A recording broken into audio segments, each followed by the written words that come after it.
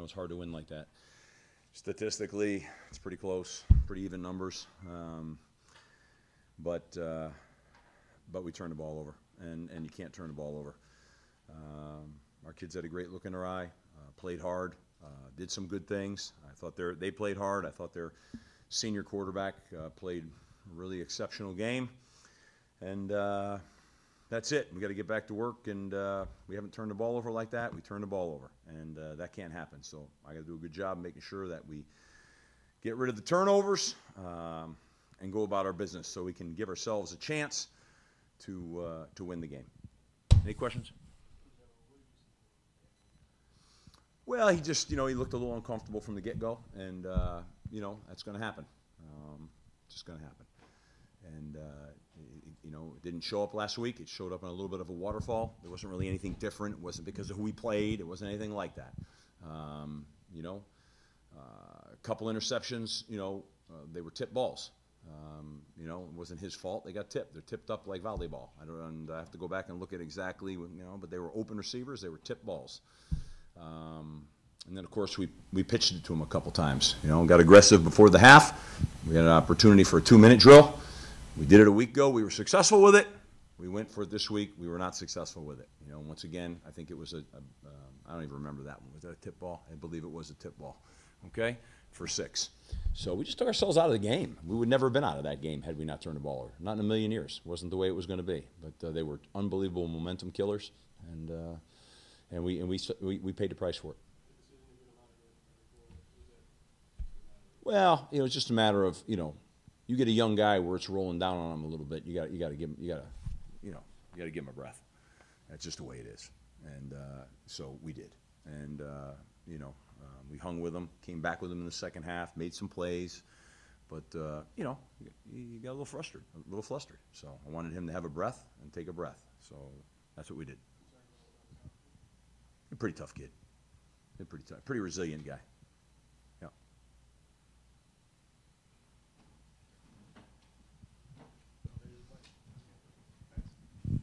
Coach, I know tough week losing John Baker as your starting center. What's your assessment of how Ben Petrula did? I thought he played well. You know, I knew we'd have a couple issues. I mean, he's never played center before. So, you know, our second team center has been out. Shane Leonard's been out of practice for almost a month. So we had to convert a young guy, and considering that was his first college football start, considering that he had never really played the position before, I give that kid a ton of credit. You know, aside from the one snap, he's pretty solid in there, you know, and he's just going to get better and better. I mean, I think he's going to be a big-time player. So we just got to let him grow. Any reason for Petrula over Alex Lindstrom, like players had some stats before? Yeah, I mean, I just think that, you know, Ben's a little bigger, a little more physical. You know, we knew that with Alec, we needed to buy a little time with him to beef him up and get him a little bigger in there. And we really feel like Ben was going to be our 6th man. And he did a fabulous job in practice. He really did. And I thought he did a good job in the game. We're going to have a little bit of growing pains with him. That's the way it is. There's nothing I can't do anything about it, but let it grow, let it develop, let it soak. And I'm proud of that guy. I'm proud of what he got done today, you know. So tough deal for a young guy, but handle it with a lot of maturity, and he'll get better.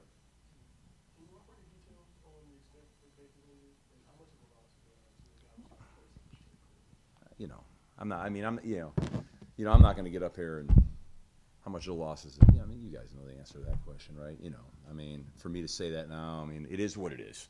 You know, he's a great kid. He's got a lot of starts. He's our captain. I mean, you know, it's a pretty important piece of the puzzle, especially when you have a freshman quarterback playing.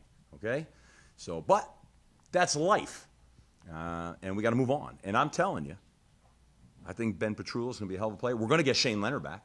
We're going to get him back. So that's going to happen. That's some bad luck right there. It's just life. It happens all over the landscape, you know. And you hope to God you don't get it right at a spot where you're most vulnerable. But it's Murphy's Law sometimes, you know. It just happens that way. I'm very optimistic, quite frankly, about where we're going to head. We just got to let these guys soak in just a little bit. These plug-in guys that are in some pretty important roles right now. Just going to have to let them soak it in. And that's what we're going to do. My fear going into this game was turnovers. That was my fear. And I didn't, I had, I was worried, a lot about all the exchanges, but, turnovers got us. And got to move on, got to plug on, because we'll be much better with that in a week from now. Much better. Coach. The tailbacks just couldn't get any traction today. Yeah. What's up with that at the line, or was it Well, there was some traction. It was intermittent, I mean, I thought that John had a couple runs, AJ had a couple of runs. They all kind of had a few runs. You know what I mean? Like, so at times it looked pretty good. I think really the tail of this game. Again, I'll look at the tape and maybe I'll say something different later. But I think the tail of the game really for us was more throwing and catching. I think it was, we just, while we made some plays there too, between the turnovers and the drops, you just get off schedule, and you never get a chance to bite in. I think we ran 48 plays at the half. I think that's where we were. I don't know where we were for the game. I don't have that stat in front of me right now. 82. So we're definitely at least 10 light, and I think they held the ball for the majority of the fourth quarter, if I'm not mistaken, in there. They had a drive that chewed up an awful lot of time, and so we were off. We were just off there. But again, 4 turnovers. That's going to do it to you. You're off the field abruptly 4 times. Those are 4 drive killers. So you just got to get that fixed up. Coach, what areas, and it sounds like you just named 2 of them, are you going to emphasize as your team prepares for not only Notre Dame, but the rest of the ACC schedule?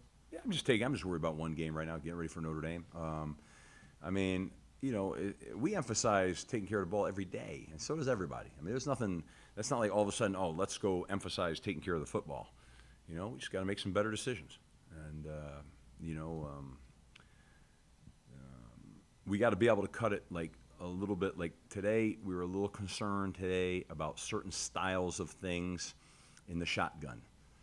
We're just going to have to bite down and get beyond that. And so, like, we had some pieces of our game that, we really would have liked to have used. And, but we were a little nervous about, stressing that too much, especially in the first series or whatever it was where the thing scooted out like that, for about a -30.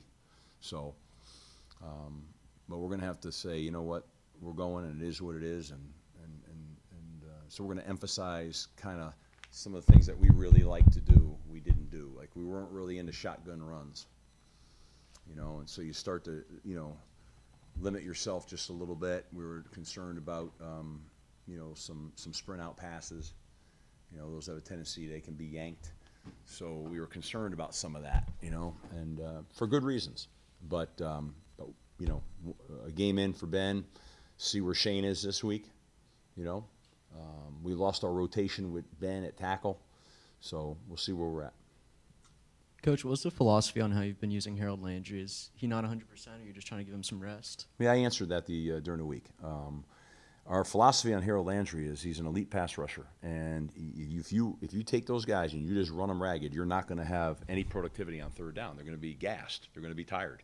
So we're trying to give him enough rest so that he can be fresh and he can be a dominant player on third down for us. That's what most people do when they have those kinds of guys, okay? And that's what we're doing. We're trying to, do the best we can to make sure we have a guy that's not blown out by the time we get to the fourth quarter, and to have a fastball pitch when it comes time to get after the quarterback. So that's what we're doing, and that's why you'll see that he's not going to be an 80 snap guy. It's not going to happen. He's not going to be a 70 snap guy. It's not going to happen.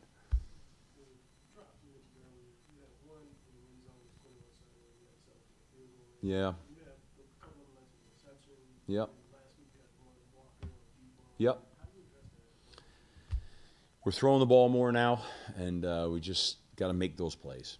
We put C.J. Lewis in today, another freshman in there. We put him in there because we think he has exceptional talent, and we got to just keep grinding through this. We got some playmakers, and we got to allow them to grow and to be a playmaker. I think today what you saw was A.J. Dillon took many more snaps than he took and had more carries than he did a week ago. The whole object is to, get these guys going. And you know, it's like it's kind of a fine line. You know, you do too much sometimes. It's a little too much for them too early. You don't do enough. Everybody wants to know, well, why isn't this happening? Well, this is why. You gotta indoctrinate them a little bit, okay? And you know, that's what we're doing. I think we used, you know, we kind of now have indoctrinated AJ. We kind of got Travis Levy going a little bit today. We got CJ, not much. We need to do more of that. You know, talking about a 6'4" target with he has great hands. But today, you know, it was volleyball tapped a little bit, right? And but he'll learn from that. So I'm bound and determined to get our playmakers, that these guys that I think have got tremendous upside. I'm bound and determined to get them in, get them going. I think it's the right thing to do. Big picture.